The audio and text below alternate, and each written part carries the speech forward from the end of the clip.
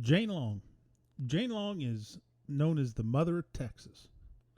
I think that title fits her pretty well. She had a good pioneering spirit, a resilience in the face of adversity, if you will. Now, she was born in Maryland in 1798. Jane Wilkinson Long led a life that was adventurous and really marred with the challenges of the early Texas frontier. You see, her story is a story of survival, but it's also a story of determination and legacy, making us making her a really big figure in Texas history. In the early 19th century, the wild and untamed lands of Texas, they called out to the brave and to the bold, right? Among those who answered this call was a young woman. Her name was Jane Long. You see, Jane was orphaned at a young age. Her spirit was unstoppable. This was a trait that would define her life all the way till the end.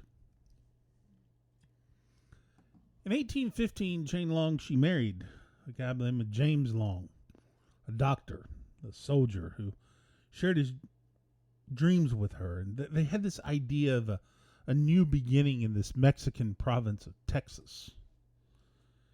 You see, James and Jane Long, they were among the early settlers who were seeking fortune and freedom here in Texas.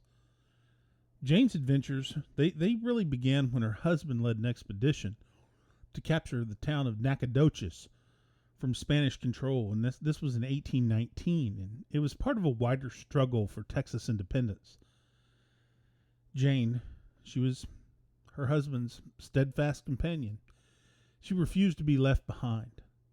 This showed early on her fearless commitment to her family and their shared aspirations. You see, Jane's life took a real dramatic turn in 1821 when she found herself alone on a remote, windswept Bolivar Peninsula near Galveston. Her husband had gone to join the fight for Texas freedom. Jane was alone and pregnant, and she was in charge of a small fort and plantation. Now, with only a few loyal slaves, that's what they were, slaves, to keep her company, she faced a harsh winter. There were hostile native tribes, and there was the ever-present of Spanish soldiers with courage that would become legendary. You see, it was here on Bolivar Peninsula, a real desolate outpost, that Jane Long, she gave birth to a daughter, Mary James. Reportedly, this was the first Anglo-American child born in Texas.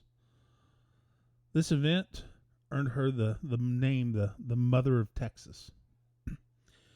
Now, despite the hardships, Jane managed to not only to survive, but to thrive, turning her humble abode into a welcoming inn and plantation.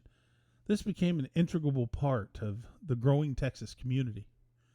You see, Jane's influence, it extended far beyond her immediate survival. She became a respected businesswoman and landowner.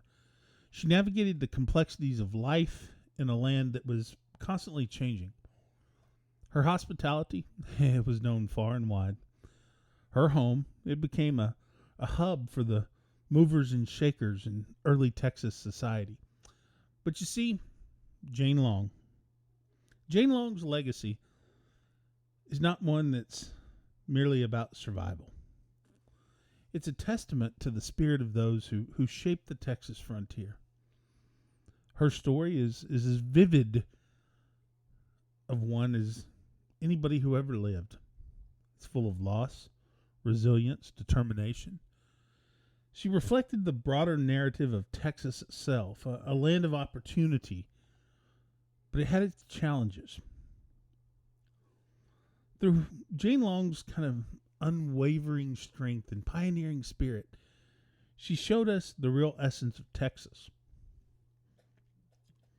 Her legacy, it lives on, not just in history books, but in the spirit of all who continue to really be inspired by her life. You see, Jane Long stands as a beacon of courage and a symbol of enduring strength that characterizes the Lone Star State and who we are as a people.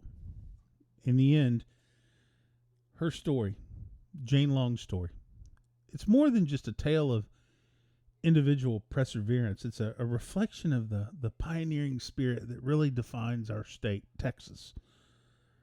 Jane Long's life reminds us of the power of determination, the importance of community, and the enduring legacy of those who dare to dream.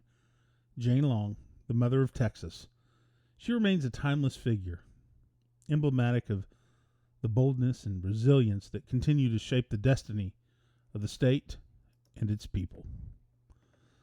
So when we think of Texas, let's pay respect to our mom, Jane Long.